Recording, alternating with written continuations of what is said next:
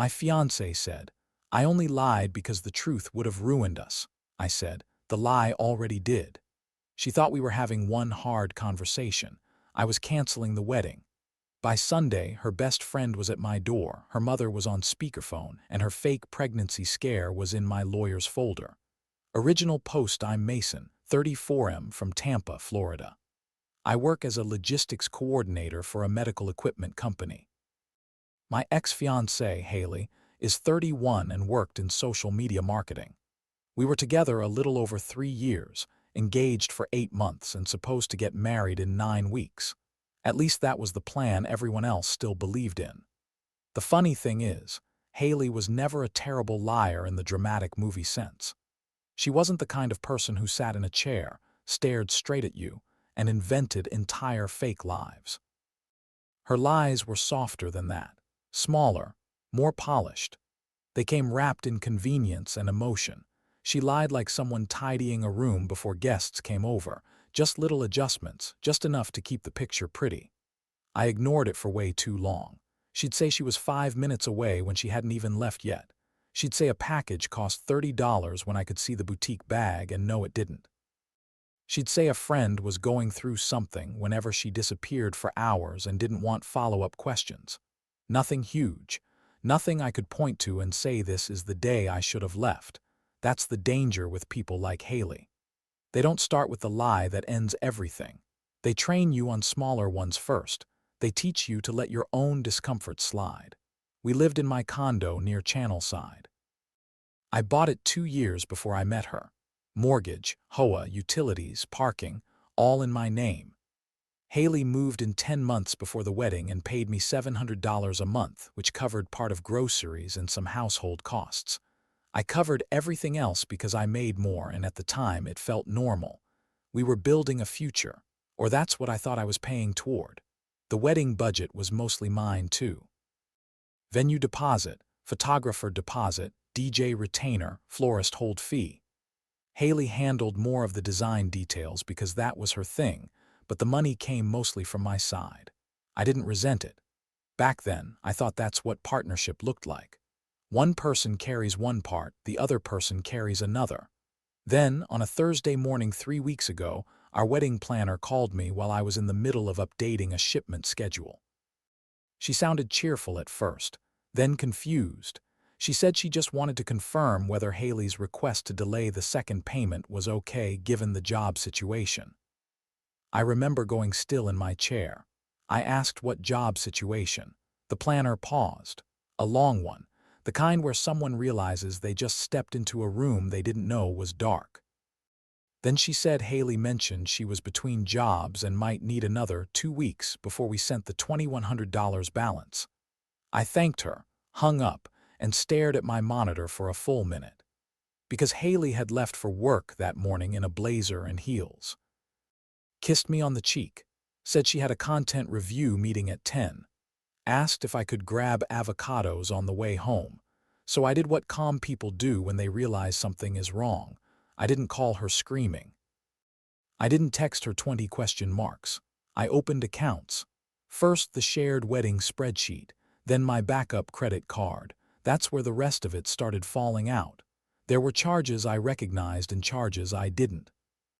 A salon in Hyde Park, a boutique in Midtown, 2 weekday lunches at places nowhere near Haley's office, a hotel charge from Clearwater Beach for $418 on a Thursday night she had told me was an overnight brand retreat, a makeup invoice for $290 she told me was covered by a collaboration deal, 3 Cash App transfers from our wedding account labeled vendor prep that didn't match any actual vendor invoice. I went back 6 weeks, then 7. By lunch, I knew 2 things. 1, Haley had not just lied once. 2, whatever the truth was, it had been going on for a while. I left work early and went to her office building in West Shore. I parked across the street and watched the lobby for maybe 25 minutes before I admitted what I already knew.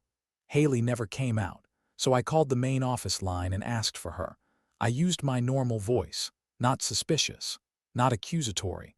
The receptionist said, "Oh, Haley doesn't work here anymore. Her last day was the end of May." That was 7 weeks earlier. I actually laughed once in my car, not because it was funny, because when reality finally gets absurd enough, your body picks a weird response. I went home and waited. Haley came in a little after 6 carrying takeout and talking before she was even through the door. Some story about a client being impossible and her boss being disorganized and how she needed wine. She kissed my cheek, put the food on the counter, asked why I was home early. I said, "How long have you been lying to me about your job?" Everything stopped, not in a movie way. No dropped bag, no dramatic freeze, just a tiny pause. A small recalculation behind the eyes. Then she asked what I meant, which told me everything. I told her the planner called. I told her I knew she didn't work there anymore. I told her I had already seen the credit card charges. She sat down at the kitchen table very slowly, like if she moved carefully enough maybe the moment would stay manageable. Then she said she had wanted to tell me. That line should be illegal. She said she got laid off unexpectedly after a client account shifted. Said she panicked. Said she knew how stressed I already was about the wedding budget and work travel. Said she didn't want to become one more burden. Said she thought she could fix it before I noticed. Pick up freelance work. Land something new. Move money around. Buy time. I asked why that required pretending to go to work every morning for 7 weeks. She said she was embarrassed. I asked why embarrassment required using my backup card without asking. She said she always planned to pay it back. I asked why the hotel charge existed. She said she had booked one night alone because she needed to think and knew I would make it into a whole discussion if she told me. Then she reached for my hand like we were still in the version of the evening where she got comfort, and that's when she said it. I only lied because the truth would have ruined us. I pulled my hand back and said the lie already did. She started crying immediately, fast, efficient tears. Said I was acting like she cheated. Said losing her job had made her spiral. Said every lie came from fear.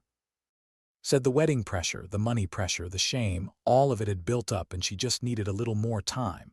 I asked if there was anything else. That question matters more than people think. Because honest people, when cornered, sometimes empty the room. Liars start editing. Haley said no. Then, 10 seconds later, admitted she had borrowed $1,200 from her mother and told her it was for floral overages. Then admitted she'd told her sister I already knew about the job loss. Then admitted she'd told 2 friends we were mutually scaling back the wedding for financial reasons. So by the time we were having our first honest conversation in 7 weeks, half the people around us were already living in versions of the story she had manufactured. I took off my ring. Not because men do that in movies. Because it suddenly felt stupid to keep wearing a symbol when the person across from me had been leaving the house every morning in costume. I told her the wedding was off. She looked genuinely shocked. That part was almost insulting. Like she thought discovery was the hard part and consequence was optional. She said over this. I said no. Over the 7 weeks of this. Over the way she woke up every morning, looked me in the face and kept going. Then I started making calls. Venue. Lost deposit, $1,400. Photographer. Lost retainer, $850. DJ. Cancellation fee, $300. Shuttle service.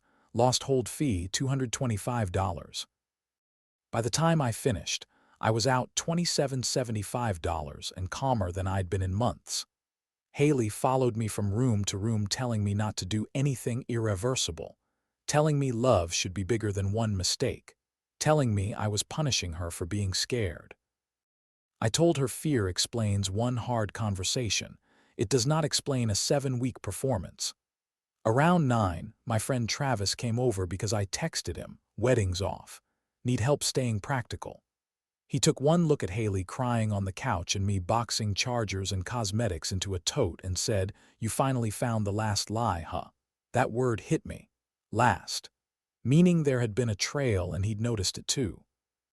I told Haley she could pack a suitcase for the weekend. The rest would be boxed Saturday and moved to a storage unit I'd pay for through the end of the month. She said I was treating her like a criminal. I told her no, I was treating her like someone who no longer lived with me. She left around midnight for her friend Sydney's apartment. Saturday morning I packed everything. Clothes, makeup, the framed prints she'd hung in the hall. Her vanity mirror. The weird decorative bowls that only existed to hold keys dramatically. All of it labeled and stacked. Climate-controlled storage unit, $96 for the first month after fees. I prepaid it and texted her the address, code, and deadline. Her reply came 5 minutes later. "You're going to regret ending us over lies I told because I loved you." I screenshotted that too. Because even then, some part of me knew this was not done. Update 1: It has been 6 days, and Haley has spent all 6 trying to replace the truth with a prettier lie. First came Sydney, the best friend. Unknown number at 8:14 a.m. on Sunday. Long paragraph about compassion, shame, and how people make mistakes when they're scared. She said Haley had lost everything in one night because I reacted without grace. I replied once. Just facts. 7 weeks of fake workdays. Unauthorized card use. Lies to vendors. Lies to family. Lies to me every morning before coffee. Then I blocked the number. No response. Then Haley emailed me from a brand new Gmail account with the subject line, "Please don't tell people the worst version of me." The email was 3 pages long if you pasted it into a document. Half apology, half instructions. She asked me not to tell anyone she'd been fired because she was in final stage interviews and needed to protect her confidence. She asked me not to tell our families the wedding was canceled over lies because that sounded harsh and didn't honor the good in what we had. She suggested we tell people the breakup was mutual and rooted in stress. That phrase got me. Rooted in stress. Like the problem was weather. I didn't answer. I saved it to a folder I had already created called Haley. Then she came to my office. Reception called upstairs around noon and said a woman downstairs had flowers and a note and was asking for 5 minutes because she didn't want to be dramatic. Whenever someone says that, what they mean is they want the audience. I came down with building security already beside me. Haley was in a cream blouse, full makeup, holding white flowers like she was staging forgiveness. She said she just wanted to say sorry face to face. Said email wasn't enough. Said we were better than this ending. I said we are ending exactly at your actions. She teared up on cue. Said I was humiliating her in front of strangers. I said she needed to leave the building and never come back. She set the flowers on the desk and walked out. The card read, "I lied because I was ashamed, not because I didn't love you." Into the folder. The unexpected ally was her mother. Her name is Monica, lives outside Jacksonville. Always liked me more than Haley probably realized. She called Tuesday evening and said, "Mason, I need the truth because none of this sounds right." So I gave it to her. Clean version. No grandstanding. I told her about the planner's call, the office receptionist confirming Haley had been gone for 7 weeks, the card charges, the fake workdays, the office flowers. Monica was quiet for longer than I expected. Then she said, "Shame might explain the first lie. It doesn't explain getting dressed for work every day after that." I said, "That was my issue too." She sighed and said, "I think she believed if she kept the story pretty long enough, reality would adjust to it." That sentence lodged in my brain because it was exactly right. Apparently Monica called Haley after that, because 30 minutes later I got a text from another random number. "I can't believe you turned my mom against me." I didn't answer. Wednesday night, my smart lock app showed 3 failed attempts at the condo door around 1007 p.m. I'd already deleted Haley's code and reprogrammed the temporary guest settings. Then the doorbell camera showed her sitting in the hallway outside my door wearing my old gray hoodie from college, knees up, waiting to be found. She stayed there for almost an hour. Didn't knock. Didn't leave. Just sat there like a sad scene from a show she thought I was supposed to step back into. I never opened the door. I saved the footage, emailed it to myself, and sent a short note to condo management the next morning that Haley no longer lived there and was not authorized to be let in. The building manager, Renee, replied fast. She said they'd note it with security and asked whether there had been any prior incidents. I sent the office flower photo, the failed lock log, and one screenshot of my text giving Haley the storage information and telling her not to return unannounced. Renee responded with one line, "Understood. We'll handle it if she comes back." That felt better than it should have. Something about another adult seeing it clearly. Work has been weirdly good. On Thursday, my director told me I'm being considered for a regional inventory systems role that comes with a raise and a lot more visibility. A month ago, that would have launched a whole relationship argument about whether I was emotionally present enough for marriage. Now, it just sounded like an opportunity. I also slept 8 hours straight for the first time in I don't know how long. No late night parsing, no mental replay, no wondering if the version of the day I heard was the real one. The quiet after a liar leaves is not dramatic, it's administrative. Your nervous system suddenly has free time. Then, Friday morning, Haley escalated again. Text from an unknown number, I think I might be pregnant. There it was, the classic fake crisis. But facts are boring and useful. We hadn't slept together in over a month because she'd been too stressed and emotionally disconnected during the exact same weeks. She was apparently too emotionally fragile to tell me the truth. I replied once, then you should contact a doctor and have your attorney contact mine if necessary. Silence. Nothing after that. No doctor. No explanation. Just the lie evaporating because it didn't land. That was the moment I called an attorney. Her name's Dana. Consultation fee was $425, best money I spent that week.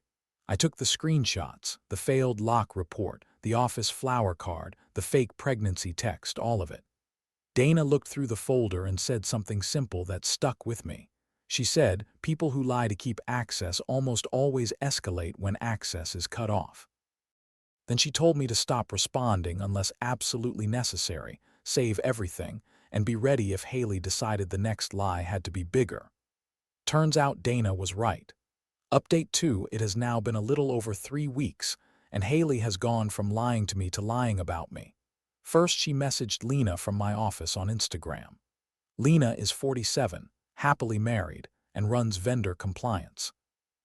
Haley knows exactly who she is because the three of us had dinner once with Lena and her husband. Haley sent her a long message saying she didn't want drama, but felt another woman deserved the truth. According to Haley, I had become emotionally involved at work before ending our engagement, and she was devastated to realize her intuition had been right all along.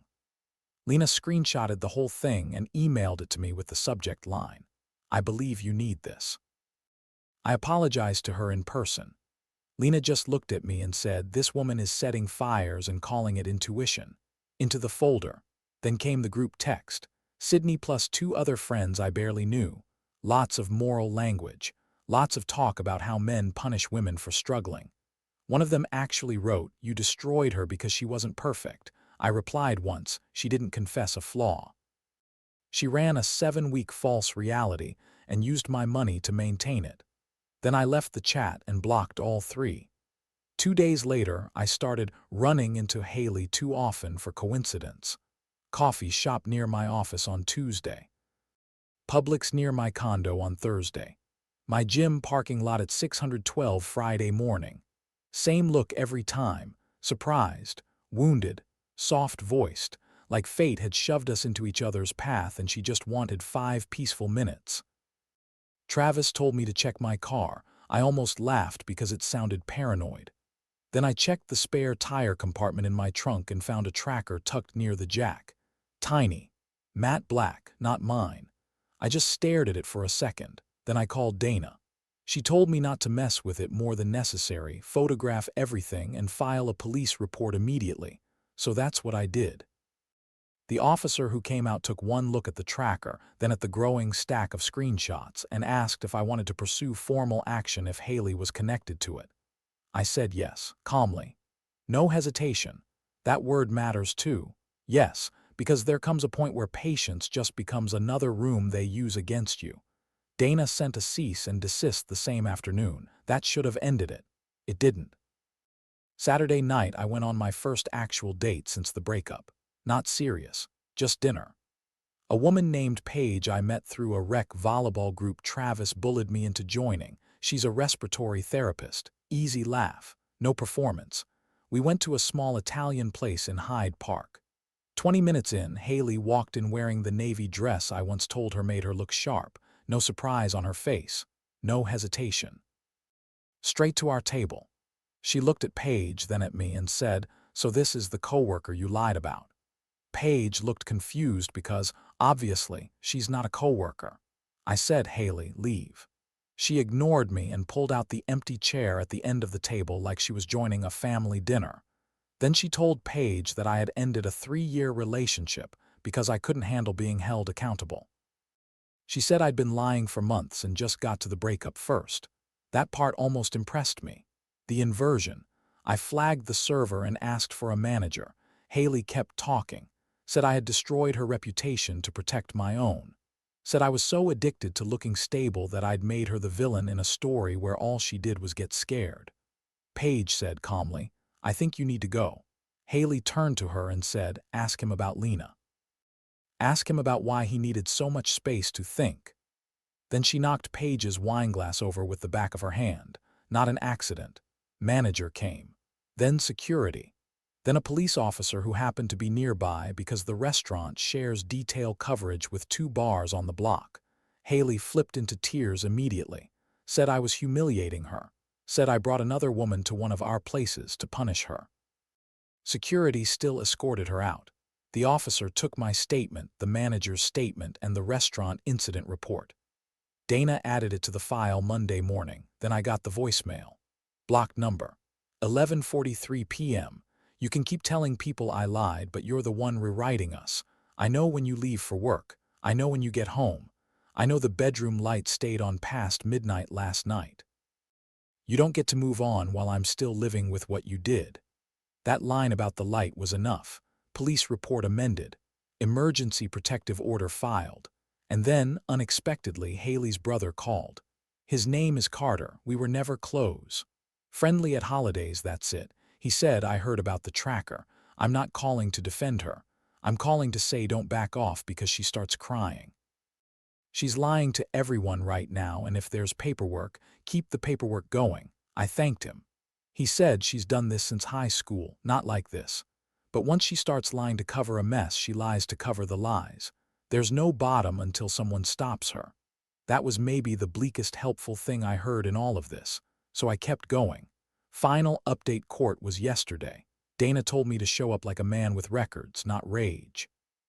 So I did. Navy suit, binder, tabs, dates, screenshots, lock logs, card statements, wedding planner email, office flower card, fake pregnancy text, Lena's screenshots, tracker photos, police report, restaurant incident note, voicemail transcript, all in order. Haley came in dressed like she'd been focus grouped for innocence. Pale blouse, hair pulled back, small cross necklace, barely any makeup, the whole reset. Her attorney tried to frame it as grief mixed with poor judgment. Said she had experienced unexpected job loss, felt ashamed, and panicked under the weight of wedding expectations. Said the breakup had been abrupt and destabilizing. Said the tracker had likely been placed during the relationship out of mutual proximity habits, which is one of the dumbest phrases I've ever heard. Dana let him talk. Then she walked the judge through the actual pattern. 7 weeks of false workdays, financial concealment, unauthorized card use, lies to vendors and family, discovery, breakup, immediate attempt to rewrite the reason for the breakup, office visit, failed lock attempts, fake pregnancy scare, false accusations toward my coworker, tracker in my trunk, public confrontation, blocked number voicemail after legal warning. At one point, Dana read Haley's quote out loud, "I only lied because the truth would have ruined us." Then she looked at the judge and said, "What Miss Haley calls protection was a sustained campaign of deception used to preserve access to my client, his home, and his money. When truth ended that access, the deception escalated into harassment. That was the whole case in one sentence." The judge asked Haley why, after being clearly told the engagement was over and after receiving a cease and desist, she believed continued contact was appropriate. Haley cried. Said she loved me. Said shame makes people irrational. Said she never meant harm.